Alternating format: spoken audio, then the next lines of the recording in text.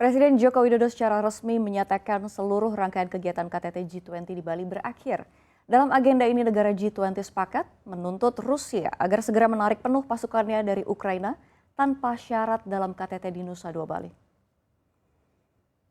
Negara G20 juga menyatakan sebagian besar anggota mengutuk keras perang di Ukraina dan menekankan hal itu menyebabkan penderitaan manusia yang luar biasa dan memperburuk kerentanan yang ada dalam ekonomi global. Negara G20 juga menuturkan meski sejumlah pihak menganggap forum itu bukanlah untuk membahas keamanan, namun perang Rusia di Ukraina telah memberi dampak nyata terhadap ekonomi global.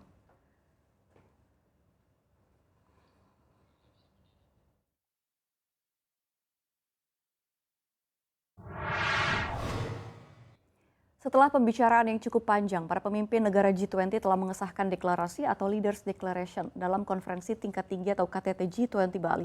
Untuk ulasan selengkapnya, sudah bergabung bersama kami jurnalis CNBC Indonesia Dina Gurning.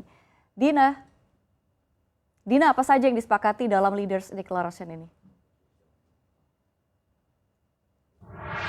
Safira dan juga pemirsa, sebelum saya menyebutkan 5 poin yang akan disepakati dalam Leaders Declaration, memang kalau kita melihat pada konferensi pers yang digelar dan disampaikan oleh Presiden Republik Indonesia Joko Widodo tadi, memang ada beberapa poin yang sangat menarik yang bisa kita highlight, di mana yang pertama Presiden Joko Widodo ini berkali-kali menyebutkan dan menekankan bahwa perang hanya membawa penderitaan saja. Kemudian Presiden Joko Widodo juga menyampaikan bahwa Presiden Amerika Serikat Joe Biden sudah menyampaikan bahwa serangan rudal yang terjadi di negara Polandia itu bukan merupakan serangan dari Rusia, di mana memang sempat beredar isu bahwa Rusia merupakan pelakunya dan isu ini akan membuat geopolitik semakin panas. Bisa dilihat bahwa para pemimpin negara yang hadir pada forum G20 ini berusaha untuk menghindari situasi tersebut supaya geopolitik tidak semakin panas. Kemudian ada beberapa poin lain di mana Presiden Joko Widodo buka-bukaan soal proses Leaders Declaration sendiri,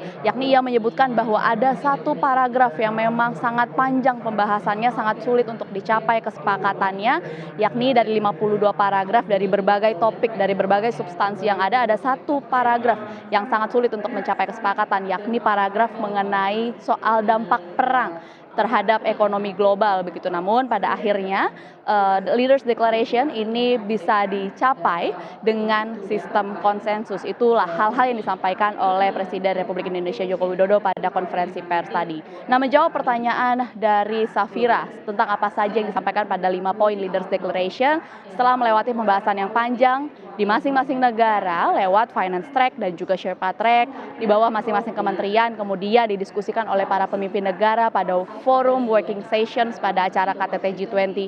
Yang utama akhirnya diresmikanlah 5 poin Leaders Declaration yang disepakati oleh negara anggota G20. Di mana yang pertama, poin pertama ini berisi bahwa anggota G20 akan gesit dan juga fleksibel dalam menjalankan kebijakan makroekonomi. Para anggota G20 juga akan terus melakukan investasi publik dan reformasi struktural, mempromosikan investasi swasta, serta memperkuat perdagangan multilateral dan juga ketahanan rantai pasokan global. Itu poin yang pertama. Kemudian poin yang kedua adalah di mana para anggota G20 berkomitmen untuk melindungi stabilitas makroekonomi dan keuangan dengan semua alat yang tersedia untuk mengurangi resiko penurunan dengan mencatat langkah-langkah yang diambil sejak krisis keuangan global yang pernah terjadi. Kemudian selanjutnya pada poin yang ketiga, para anggota G20 berjanji dan berkomitmen akan mengambil tindakan untuk mempromosikan ketahanan pangan dan energi, serta mendukung stabilitas pasar, memberikan dukungan sementara dan terarah untuk meredam dampak kenaikan harga, memperkuat dialog antara produsen dan juga konsumen. Keempat, para anggota G20 juga akan terus berinvestasi dalam negara-negara yang berpenghasilan rendah dan menengah dan negara berkembang lainnya melalui sumber dan instrumen pembiayaan yang lebih inovatif, termasuk untuk mengkatalisasi investasi swasta untuk mendukung pencapaian Sustainable Development Goals atau pembangunan berkelanjutan. Kemudian pada poin yang terakhir, poin yang kelima, para anggota G20 berkomitmen untuk mempercepat pencapaian SDGs sehingga tercapai kesejahteraan bagi para negara G20 melalui pembangunan berkelanjutan. Safira. Baik Dina, lalu bagaimana dengan agenda hari ini yang telah digelar dan agenda selanjutnya dan KTT G20?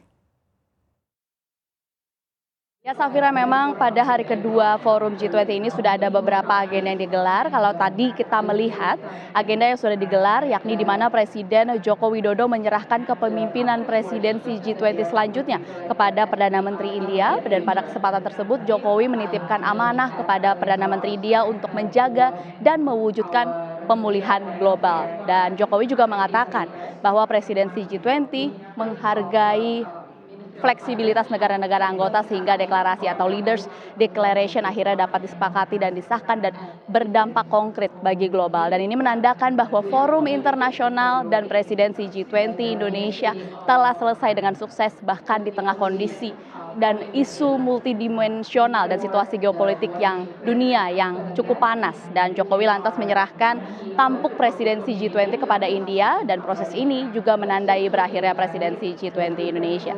Dan pada saat ini yang sedang berlangsung adalah tanya jawab di antara beberapa menteri yang memang hadir juga di konferensi pers yang digelar tadi oleh Presiden Joko Widodo antara media dan juga beberapa menteri untuk menjawab sejumlah pertanyaan. Dan kami juga akan terus melaporkan situasi dari KTT G20 langsung dari Nusa Dua Bali.